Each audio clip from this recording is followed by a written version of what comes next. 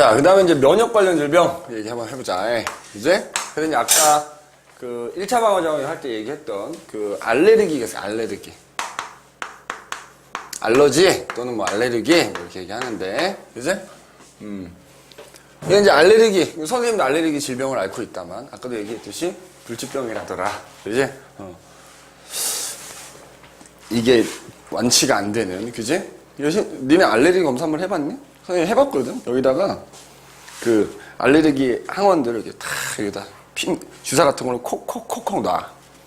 그럼 거기서 빨갛게 부어오르는 거에 알레르기가 있는 거야. 그래서 알레르기 키트가 있더라고. 그래서 그 시약을 하나씩 주서 탁탁 놓는 거야. 근데 한 군데가 딱 부어올랐어. 아니나 다를까. 근데 그 의사 선생님 말이 너무 웃겼던 게 진먼지 진드기 알러지가 있다는 거야. 근데 진먼지 진드기가 미국산이 있고 독일산이 있대요. 근데 선생님은 독일산 진먼지 진드기 알레르기가 근데 그게 과연 무슨 의미가 있을까 싶긴 했는데 하여튼 그게 알레르기가 뭐냐. 자, 방금 얘기한 진먼지 진드기라든지 그 다음에 혹은 먼지 뭐 꽃가루 심지어 어떤 사람들은 음식에도 알레르기가 있지. 뭐 예를 들어서 대표적인 게 복숭아 알레르기 같은 거 있잖아.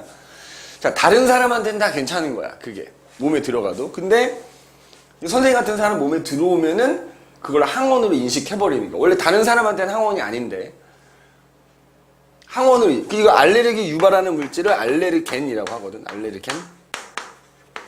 그래서 방금 얘기했듯이 뭐 꽃가루,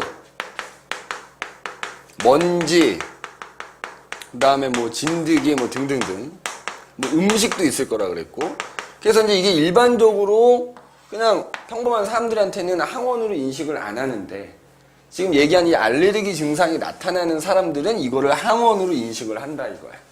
그럼 일단 얘네가 들어와서 항원이니까 일단 얘네가 우리 몸에 들어오면 뭐가 생기겠어? 이 항원하고 결합하는 항체가 생기겠지? 그럼 아까 그 항체 생기는 과정을 쭉 생각해야 돼. 그지? T림프구가 B림프구를 깨워서 걔가 기억세포, 형질세포로 다 항체가 생기잖아. 중요한 거는 봐. 그 항체가 알레르겐이 이렇게 들어오면 이 항원하고 결합한 이제 항체가 이렇게 생길 거 아니니? 그럼 그 항체가 희한하게 이 비만세포라는 피부나 점막에 존재하는 비만세포 이렇게 딱 항체가 딱 결합해버리는 거야. 알레르겐이 처음 들어왔어. 알레르겐이 1차로 침입했을 때 그거에 대한 항체가 생겨서 그 항체가 누구랑 결합한다고? 비만세포랑 결합한다.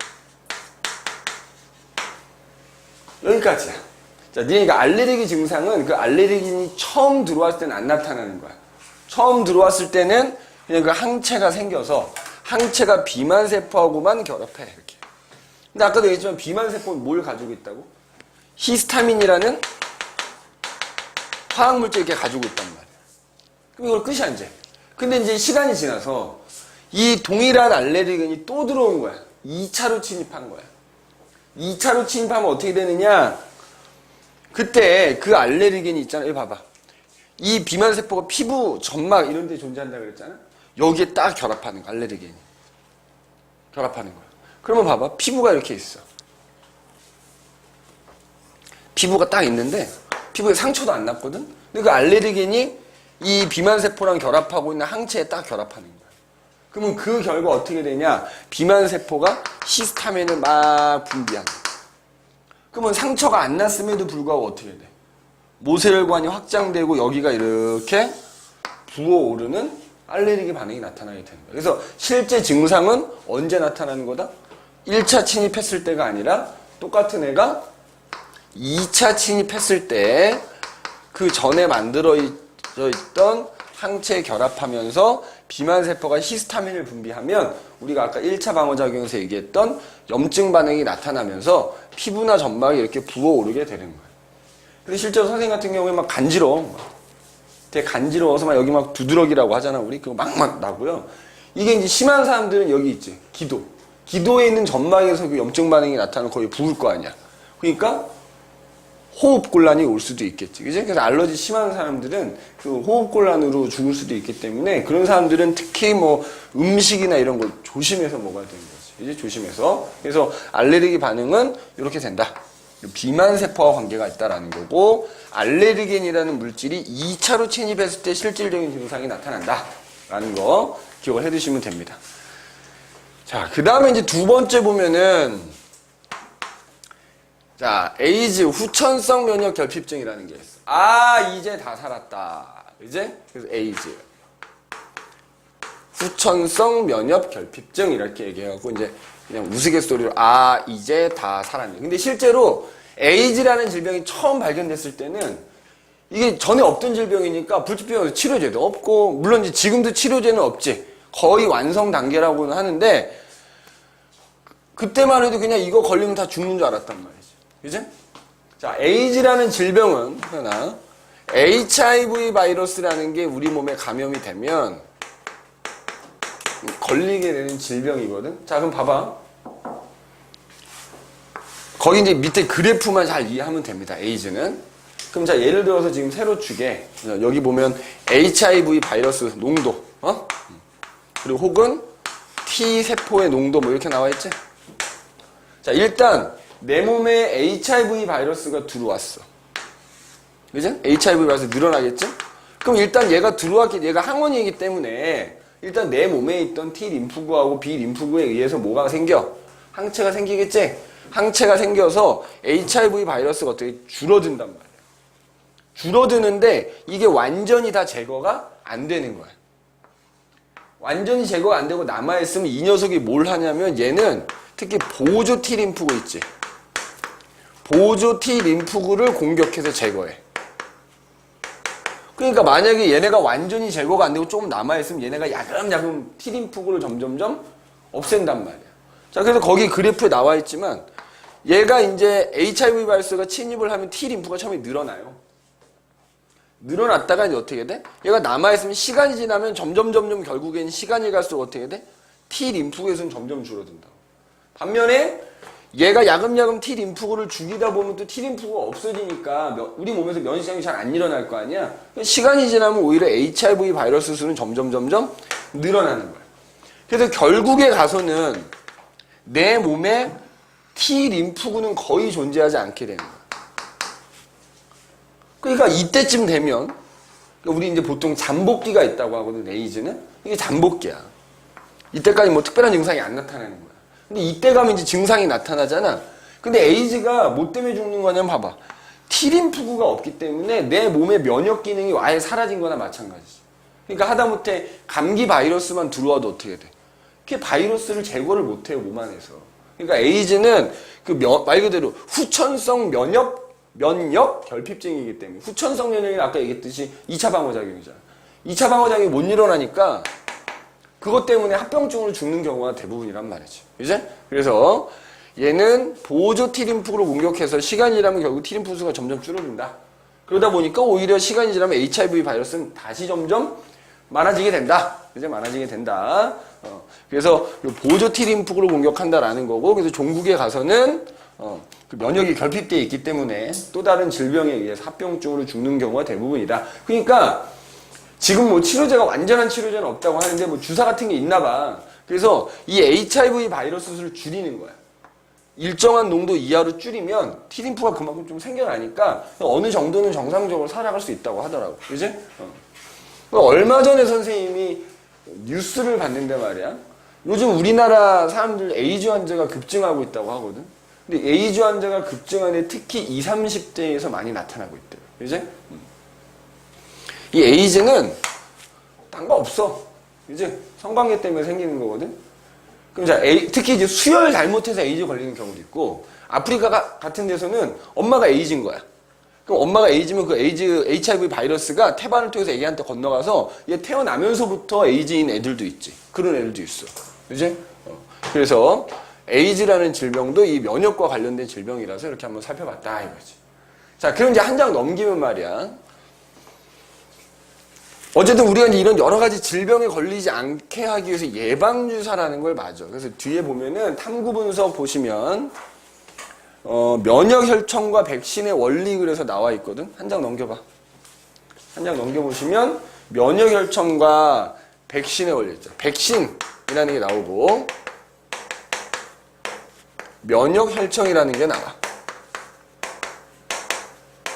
거의 실험 내용은 이 설명을 듣고 한번 좀 읽어보시면 됩니다. 잘 봐봐. 아까 얘기했지, 백신은 우리가 다르면 이제 예방주사거든.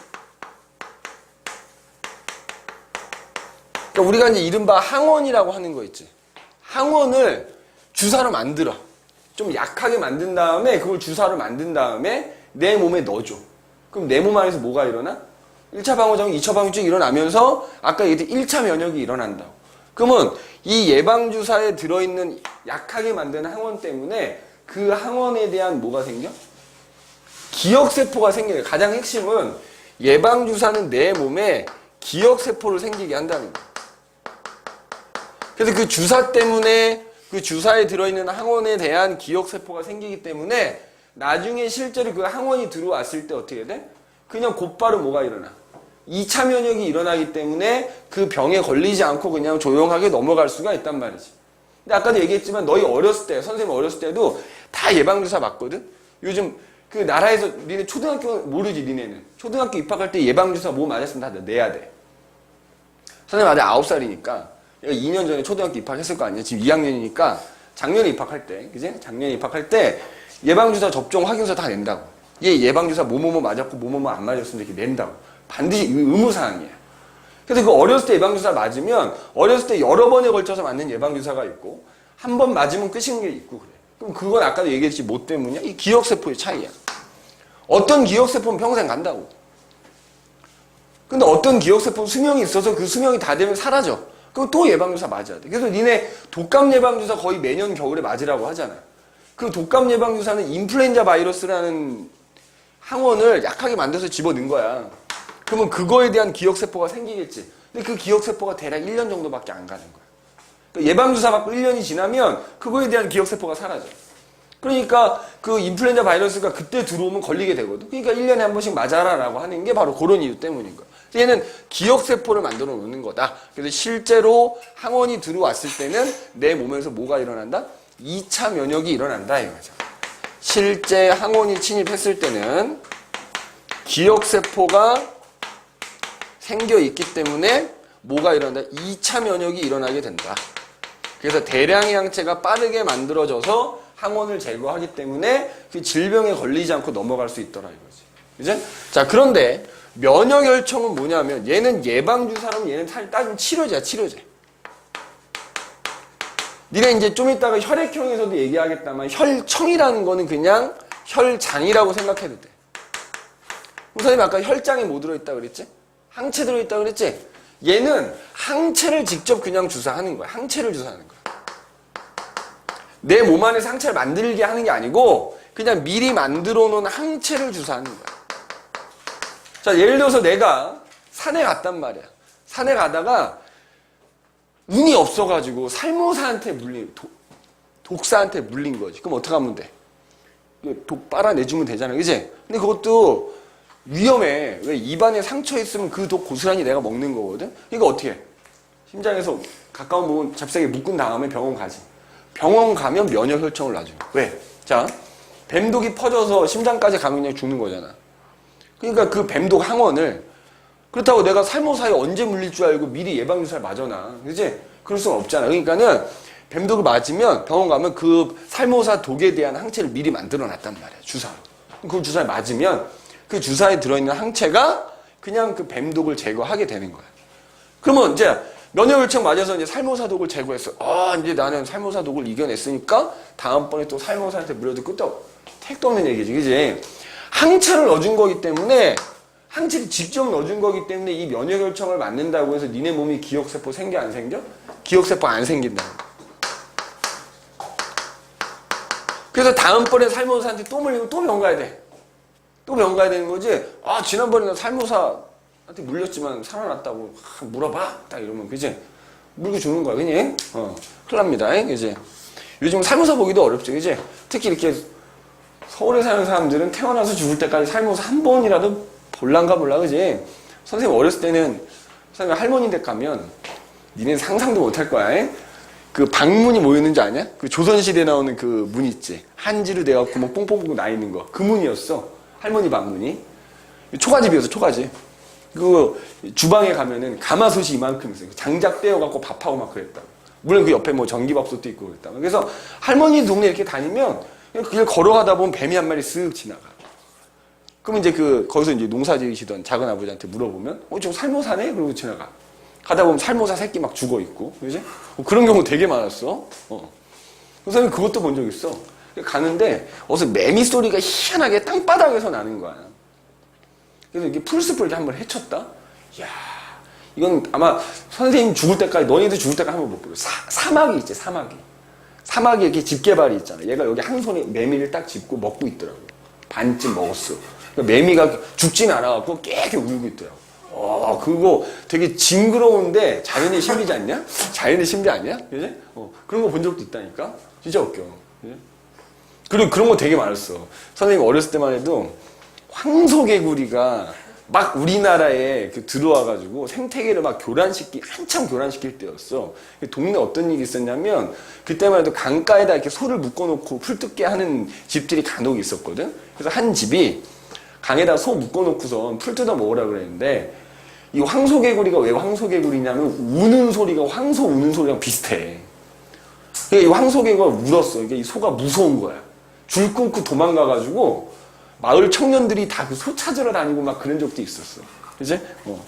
너희들은 경험하기 어려운 건데. 어쨌든 그래서 중요한 거 다시 되돌아오면, 면역혈청을 맞는다고 해서 기억세포가 생기지는 않는다라는 거. 그래서 백신하고 면역혈청의 가장 큰 차이는 기억세포가 생기냐, 안 생기냐, 차이라는 거 꼭 기억을 해 두시면 됩니다. 알겠지? 너무 졸려? 잠깐만. 자, 그러면은, 그 다음에 이제 혈액형 얘기를 해볼 텐데, 우리 왜 갑자기 뜬금없이 혈액형 얘기가 나오느냐? 우리 이제 일반적으로 ABO식 혈액형이라고 하는 거 있잖아.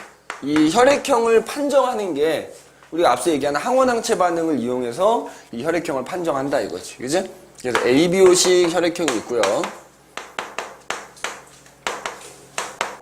RH식 혈액형이 있다.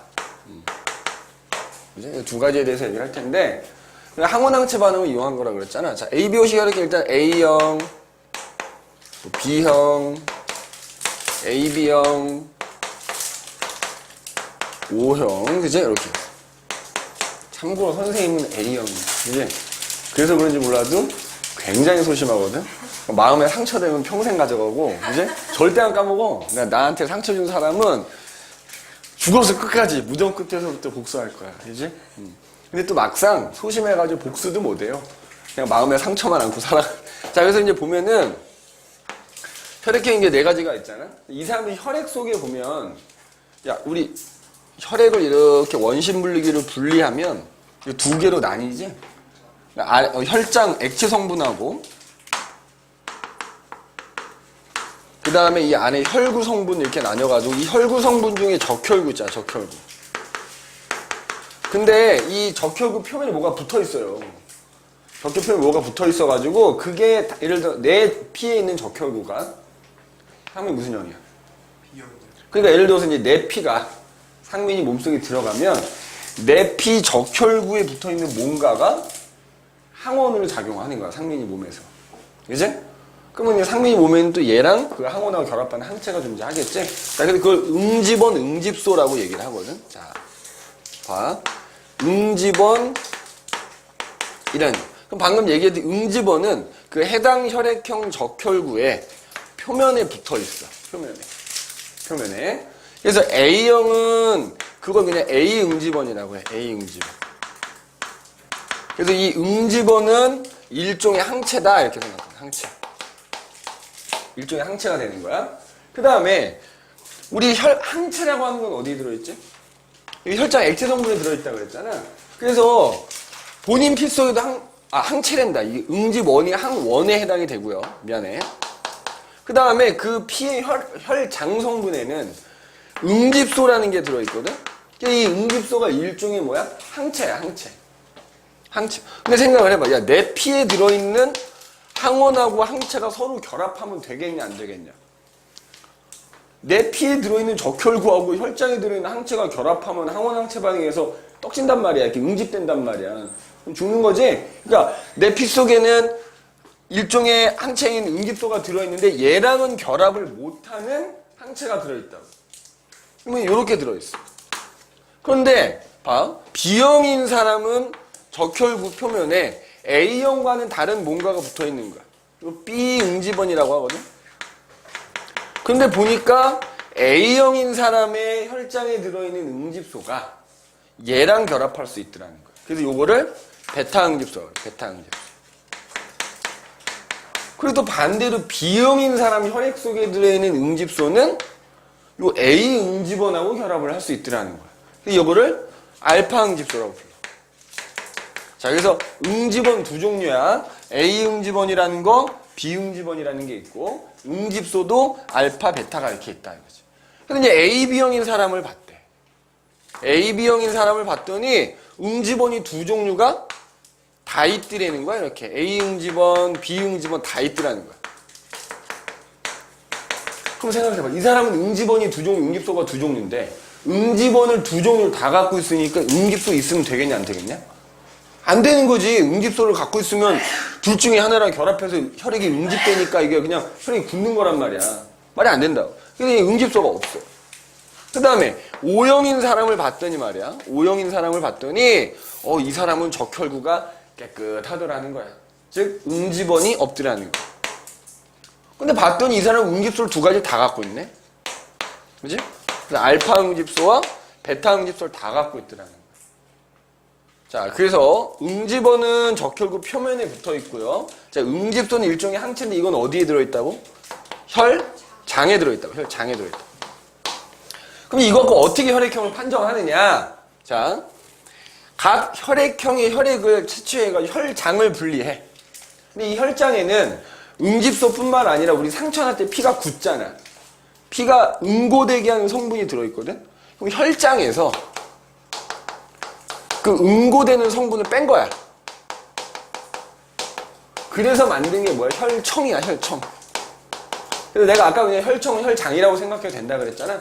혈청이야. 그러면 A형인 사람의 혈액으로 혈청을 만들었어. 그걸 뭐라고 하냐면 표준 A혈청이라고 해. A형인 사람의 혈액으로 만든 혈청인 거야. 자, 그러면 그 A형인 사람의 혈액에서 액체 성분만 분리한 거란 말이야. 그러면 이 표준 A혈청에는 뭐가 들어있는 거야? 다시 A형인 사람의 혈액에서 혈장 성분만 분리를 했다니까? 그래서 만든 게 혈청이야. 그러면 A형으로 만든 표준 A혈청 안에는 뭐야? 베타응집소라는 응집소만 들어있겠지. 맞지? 적혈구 이 혈구 성분 빼버리고 혈장만 갖고 만든 거니까 응집소만 들어있어야 될 거 아니야? 근데 A형의 혈액으로 만든 거니까 여긴 베타응집소가 들어있겠지. 그 다음에 B형인 사람의 혈액으로 혈청을 만들어서 표준 B혈청이라고. 그러면 똑같은 논리로 이 사람의 혈액으로 만든 혈청에는 알파 응집소가 들어있겠지? 그래서 여기다가 피를 떨어뜨려 보는 거야, 이렇게. 표준 A혈청, 표준 B혈청을 준비한 다음에 혈액을 떨어뜨려 보는 거야.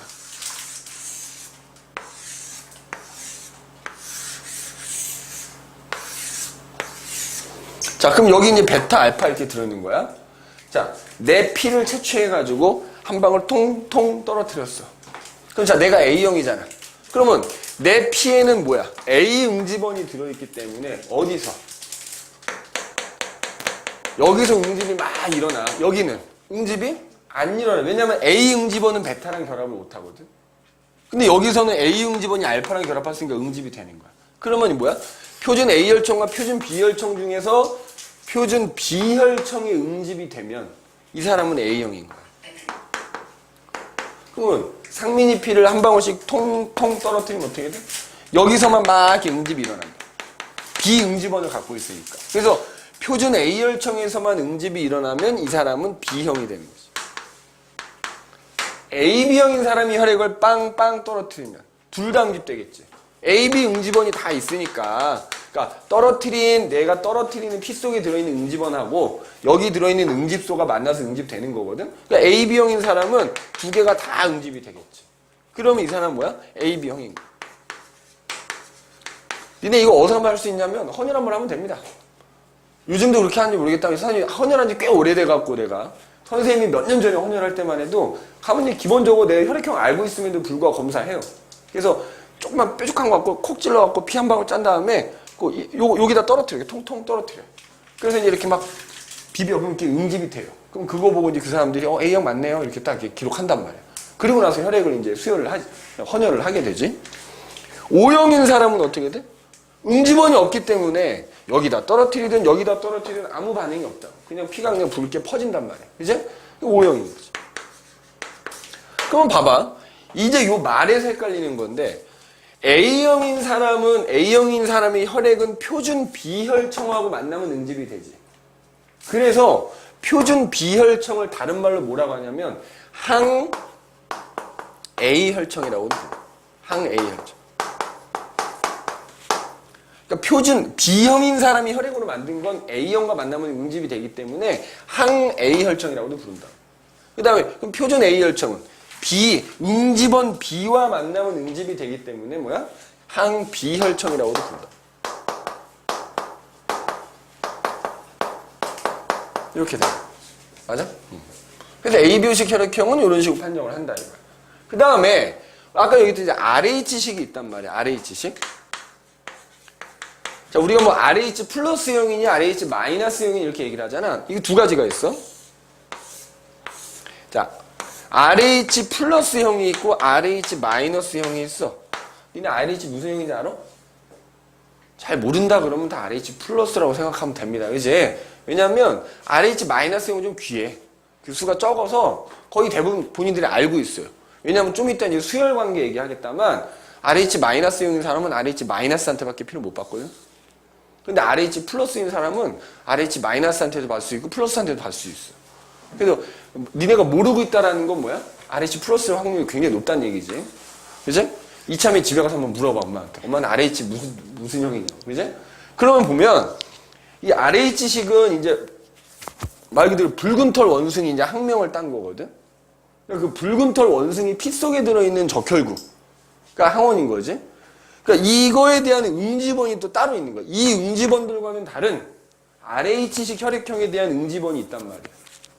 그래서 RH 플러스형인 사람은 말이야. 그 적혈구 표면에 응집원이 있더라는 거야. 근데 요 응집원과는 다른 응집원이 있는 거야. 요거 보통 뭐라 부르냐면 RH 응집원이라고도 하고요. D 응집원이라고 불러요. D 응집원. 근데 이 RH 플러스형인 사람의 혈장 속에는 그럼 응집소가 있어야 되잖아. 근데 응집소 없더라는 거. 그 다음에 RH 마이너스형인 사람은 봤더니 그 적혈구가 그 D 응집원이 없더라는 깨끗하더라는 거. 그리고 모두 없냐면 응집소도 없는 거야. 그런데 RH 마이너스형인 사람은 말이야. 만약에 RH 플러스형 피가 들어오잖아. 그럼 여기에 응집소가 생겨. RH 플러스와 만나면 얘가 생긴다고. RH 플러스와 만나면 원래는 응집소가 없는데 응집소가 생겨버려.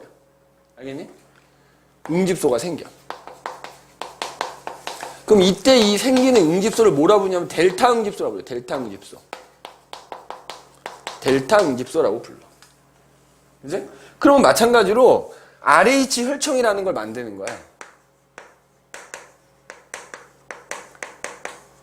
그러니까 붉은 털 원숭이 피 가지고, 그지? 거기 응집소를 만들어 놓겠지. 그지? 그러면 이제 요 RH 혈청에는 뭐가 들어있어?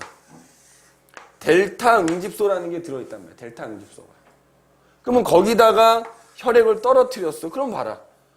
RH 플러스인 사람은 D 응집원이 있기 때문에 델타 응집소가 있는 데다 떨어뜨리면 어떻게 돼? 응집이 일어나는 거야. 그래서 RH 혈청에다가 피를 떨어뜨렸는데 이렇게 막 응집이 일어나잖아. 그럼 이 사람은 RH 플러스형인 거야. 근데 떨어뜨렸는데 아무 반응이 없어. 그러면 이 사람은 RH 마이너스형이 되는 겁니다. 그래서 RH식 혈액형도 여기 RH 혈청이라는 걸 만들어서 그거 가지고 판정을 해준다 이거지. 알겠네? 그래서 그럼 이제 사실은 요즘에 교육과정에서는 빠졌다만 뭐 세화 같은 경우에는 저가세포증이라는 게 있어요. 저가세포증. 뭐냐면 간단하게만 얘기를 할게. 저가세포증은 뭐냐? 이 RH-형하고 관계가 있거든. 자, 어떤 여성하고 남자하고 여자 결혼을 하는 거야. 자녀를 낳는데 말이야. 이 사람이 RH+형인 거야. 여성이 RH-형인 거야. 그럼 이 둘이 결혼해갖고 자녀를 낳아요. 자녀를 낳는데 만약에 첫째를 RH+형인 애를 낳는 거야. 그러면 어떻게 되냐면 이 여성이 첫째가 만약에 이제 RH+형이야. 그럼 당연히 이 사람은 RH-니까 응집소가 없을 거 아니냐. 근데 첫째를 출산할 때 이 애기 피가 살짝 엄마랑 섞이게 돼. 그러면 이제 엄마 몸속에 뭐가 생겨버려. RH+가 엄마 몸에 좀 들어왔으니까 엄마 몸에 델타 응집소가 생겨버린단 말이야. 맞니? 델타 응집소가 생겨. 근데 이게 태어났단 말이야. 첫째는 그냥 태어나. 아무 문제 없이 태어난다고. 근데 이 상태에서 둘째가 태어나는 거야, 둘째. 근데 이 둘째도 하필 RH+야. 그럼 어떻게 돼? 얘가 문제가 생겨요. 왜? 둘째가 생겼을 때 얘가 RH+면은 이미 엄마는 첫째 때문에 몸에 응집소가 생겼잖아. 이게 일종의 항체라고 그랬잖아. 항체는 태반을 통과해. 그러니까 둘째가 RH+형이면 엄마 태반을 통해서 이 응집소가 둘째한테 건너가는 거야. 그럼 둘째가 어떻게 돼? 응집이 되겠지, 혈액이. 죽을 수 있단 말이야. 그게 저가세포증. 이 둘째한테 나타나는 게 저가세포증입니다. RH+인 남자와 RH-인 여성이 결혼해서 첫째가 RH+가 태어나고 둘째까지 RH+면 둘째에게도 저가세포증이 나타나요. 그래서 이런 경우에 어떻게 하느냐? 엄마들이 미리 이걸 제거해. RH+가 태어났잖아? 그럼 둘째 낳기 전에 엄마가 이걸 제거하는 거야. 그러면 둘째도 그냥 정상적으로 태어날 수 있는 거지. 근데 어쨌든 그걸 제거 안 하고 이제 둘째를 갖게 되면 둘째 피가 이제 응집이 되는. 죽을 수도 있겠지. 그지? 저가세포증이라는 게 나타난다. 참고로 세화에서는 이게 실제로 기출문제 나왔어. 꼭 기억해놔야 됩니다. 저가세포증. 세화 요거도 마찬가지야. 저가세포증 꼭 기억해두는 게 좋습니다. 세화 고나, 여고나, 도찐, 개찐, 쌤이야. 그지? 이거 꼭 기억해두십시오. 그지? 기억해두십시오. 저가세포증이라고 하는 거. 요 RH식 혈액형과 관계가 있다라는 거. 그래서 우리가 혈액형에 대해서도 얘기를 해봤는데, 그럼 이제 이거로 혈액형 얘기가 나왔으니까 수혈 관계도 우리가 한번 살펴봐야 된다. 수혈 관계. 자, 다른 사람에게 이제 피를 제공하는 걸 수혈이라고 하지. 내가 미리 헌혈을 해놓고 그걸 가지고 다른 사람한테 줄 수도 있고요. 이제 수혈 관계. 자, 기본적으로 다른 사람한테 피를 줄 때는 말이야. 무조건 혈액형이 어때야 돼? 같아야 돼. 기본적으로. 자, 대량의 피를 줄 때는 말이야. 무조건 같은 혈액형끼리 줘야 돼. 끼리만 수혈을 할 수 있어.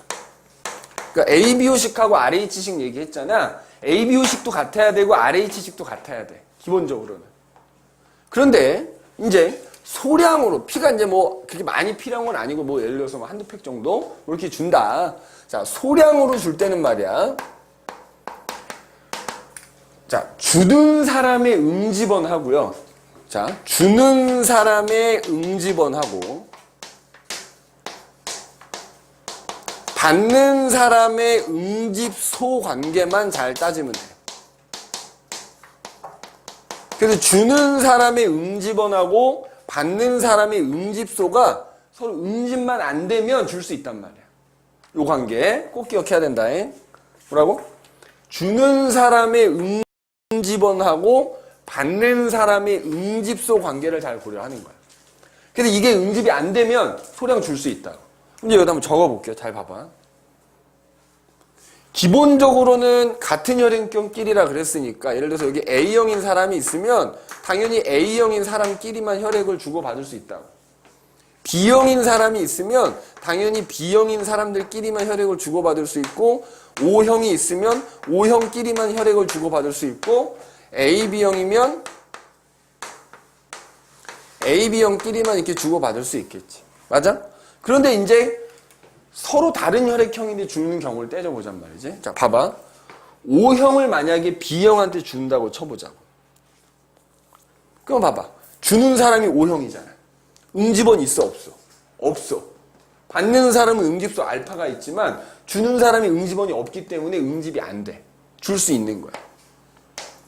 자, 근데 반대로 B형이 O형한테 줄 수 있냐? 주는 사람의 응집원이 B거든. 근데 받는 O형은 응집소를 다 갖고 있어. 알파, 베타 갖고 있으니까 얘 B하고 얘 베타가 만나서 응집이 되기 때문에 못 줘. 그 다음에 O형이 A형한테 줄 수 있나? 주는 사람 입장에서 응집원이 없거든. 그러니까 O형은 다 줄 수 있단 말이야.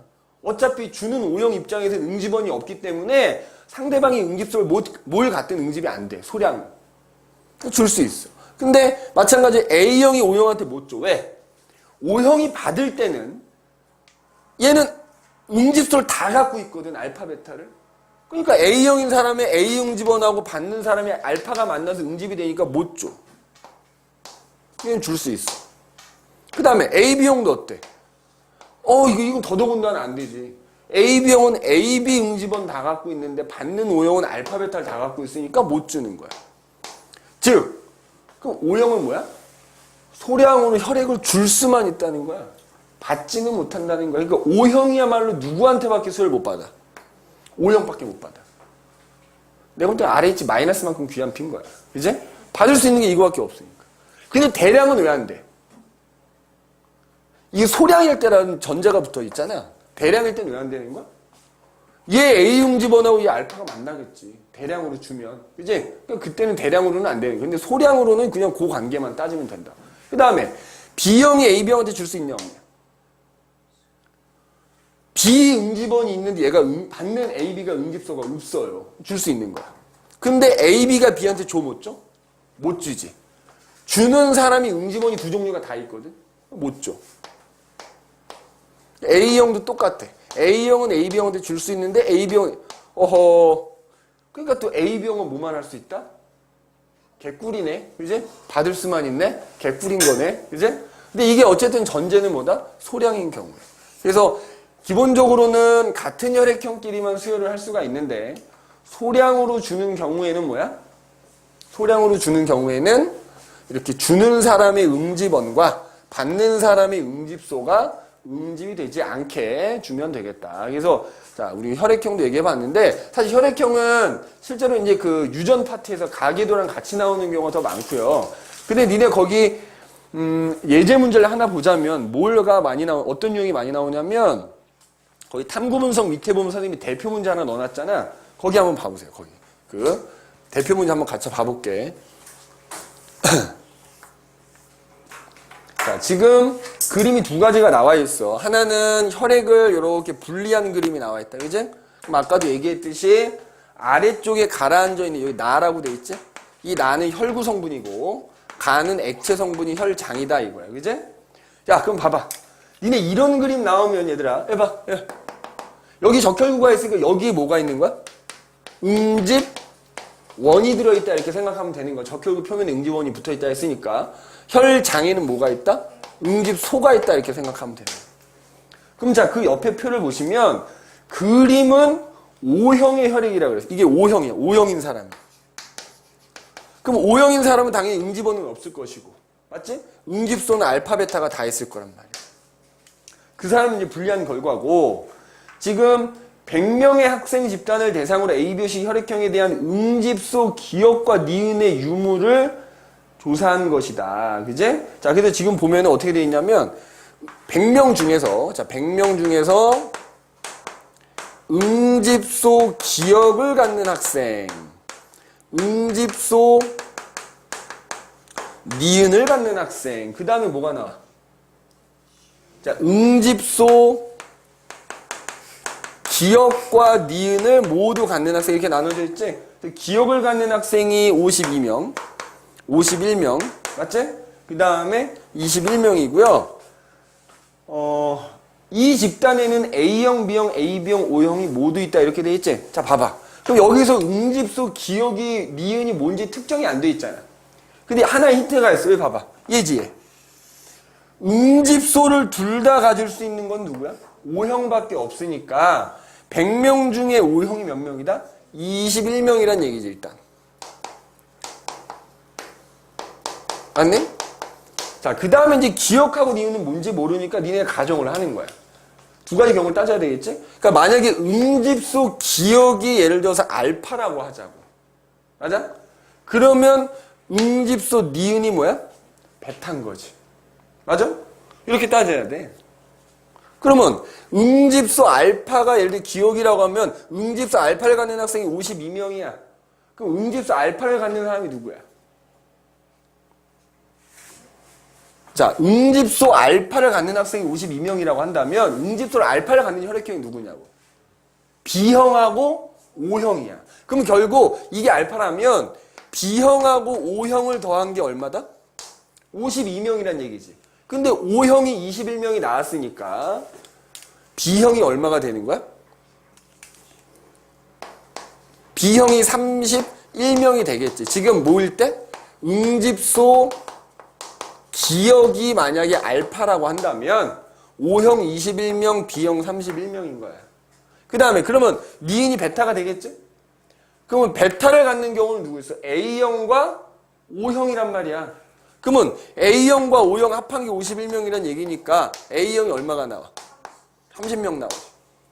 그러면 전체 100명이라 했으니까 이거 다 더하면 82명이니까 18명이 A, B형이 된다는 얘기지. 맞지? 그럼 반대 상황도 생각해야지. 반대. 자, 여기 봐봐. 만약에 얘가 베타고 얘가 알파라고 한다면 바뀌는 거지? 뭐가 바뀌어? 여기 봐봐. 얘하고 얘만 바뀔 거 아니야. 얘가 A형이 그러니까 요거 두 개만 바뀌는 거야. 맞니? 여기 봐봐. 그러면 여전히 이게 알파가 됐든 베타가 됐든 결국 O형은 여전히 21명이고 AB형은 여전히 18명인 거야. 맞아? 여전히 이 수는 변함이 없지. 이게 음집소가 알파가 됐든 베타가 됐든 이 두 숫자는 변함이 없어.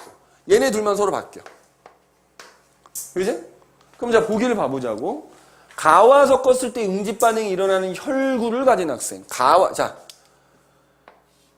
야 요거랑 응집 반응이 일어나는 혈구 응집원을 가진 학생이면 A나 B를 갖고 있으면 되는 거 아니야? 그럼 뭐야? 요거 다 더하면 되는 거 아니야? 근데 어차피 이것도 이 응집소 종류에 따라서 위아래만 바뀌는 거지 숫자 변함이 없는 거니까 결국 몇 명 되니 이거? 79명 나오네. 맞지? 그럼 보기 기억이 맞는 말이 되고 나에는 응집원 A가 존재하니? 이게 O형의 혈액이기 때문에 응집원은 존재하지 않아야지. 틀렸고 이 학생 집단에서 A형인 학생 수는 AB형인 학생 수보다 많이 야 봐봐. AB형은 어쨌든 18명이잖아. 그럼 A형이 얘가 됐든지 간에 무조건 AB형보다는 많죠. 그러니까 디귿도 맞는 말이 되겠지. 알겠니? 그래서 이렇게 얘들아 응집원이나 응집소를 특정하지 않고 그냥 숫자만 주는 거야. 전체 학생 몇 명 중에 이런 경우가 몇 명이다. 그거 가지고 각각의 혈액형이 몇 명인지를 찾는 문제가 정말 단골로 나오거든. 그래서 뒤에 아마 선생님이 넣어놓은 문제집에도 그런 문제들이 다수 있어요. 이거 꼭 우리 알아야 됩니다. 알겠지? 그래서 우리가 이제 혈액형까지 얘기를 해 보았다.